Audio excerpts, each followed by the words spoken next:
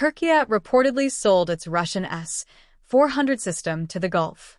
Türkiye has reportedly sold its Russian-made S-400 air defense system to a Gulf state, according to Hürriyet columnist Abdülkadir Selvi, whose report ties the transaction directly to Türkiye's years-long effort to escape American sanctions and potentially reopen the door to purchasing F-35 fighter jets. Selvi wrote that the sale had been finalized after last-minute details were resolved overnight, with the systems headed to what he described only as a country in the Gulf. While separate Hürriyet reporting from columnist Hand Fired indicated the United States and Türkiye have been actively discussing transferring the S-400s to a third country specifically to satisfy Washington's legal requirements for lifting sanctions. The S-400, formerly known as the Triumph, is a long-range surface-to-air missile system built by Russian state defense conglomerate Almazani, capable of tracking and destroying aircraft, cruise missiles, and ballistic missiles at ranges exceeding 400 kilometers (249 miles).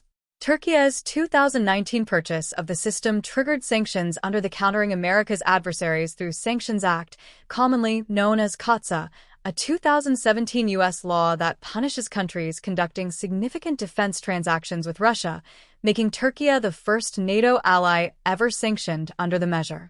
Washington's objection to the S-400 in Turkish hands centers on a specific technical concern. The system's radar, if operated alongside NATO's F-35 stealth fighter, could theoretically gather data on the jet's low observable characteristics and transmit that information back to Russia. A vulnerability that led the United States to expel Türkiye from the F-35 program entirely in 2019 rather than risk exposing the aircraft's stealth profile to a system built by a strategic rival.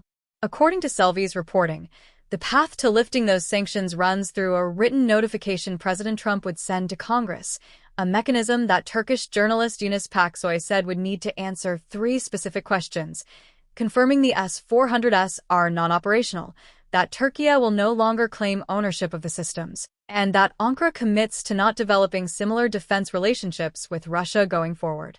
That notification process would trigger a congressional review period during which lawmakers could still object and force a vote if they conclude Türkiye has not met the law's requirements, meaning even a completed sale would not guarantee immediate sanctions relief, without Congress declining to challenge Trump's certification.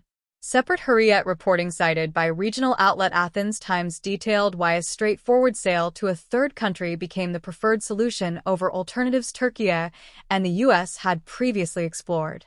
Options such as placing the S-400s in storage, dismantling their launch systems, or keeping them under joint U.S.-Turkish control had all reportedly been ruled out by Washington as legally insufficient to satisfy CAATSA's requirements, since American officials maintain the systems must no longer be physically present in Türkiye's military inventory at all rather than simply deactivated on Turkish soil.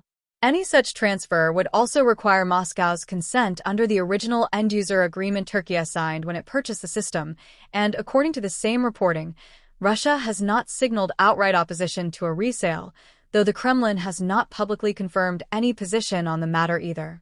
Selvi's reporting cited conflicting information on which Gulf nation is actually buying the system, noting that some of his sources pointed to the United Arab Emirates while others named Qatar, adding that both countries had begun actively searching for additional air defense capability following recent escalation between the United States, Israel, and Iran.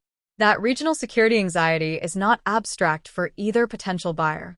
Iran's Islamic Revolutionary Guard Corps struck a U.S. command facility and an air base in Jordan earlier this week amid the broader confrontation, and both Gulf states sit within range of Iranian missile and drone capabilities that have already targeted shipping and military assets across the region in recent days, giving either nation a concrete, immediate incentive to add a proven, long-range air defense system to their existing arsenals regardless of the system's Russian origin or its complicated diplomatic history.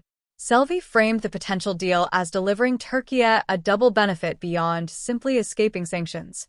By getting rid of the S-400s, Türkiye will not only escape the CAATSA sanctions, Selvi wrote, according to Hürriyet. At the same time, it will make money by selling the S-400s. Turkish authorities had not issued any official statement confirming the transaction at the time of Hürriyet's reporting, and President Erdogan himself offered only a cryptic response when previously asked directly about the fate of the S-400s, telling reporters simply to continue watching us, according to Selvi's column. A non-answer that has left Ankara's own intentions publicly ambiguous, even as journalists close to the story described the deal as effectively finalized behind closed doors. For a weapons system that spent years as the single biggest irritant in the US-Turkey relationship, costing Ankara its place in the world's most advanced fighter jet program and years of formal American sanctions, the prospect of simply selling the S-400s to a Gulf buyer offers Turkey an unusually clean resolution, provided the deal survives both congressional scrutiny in Washington and the diplomatic fallout already brewing in Jerusalem.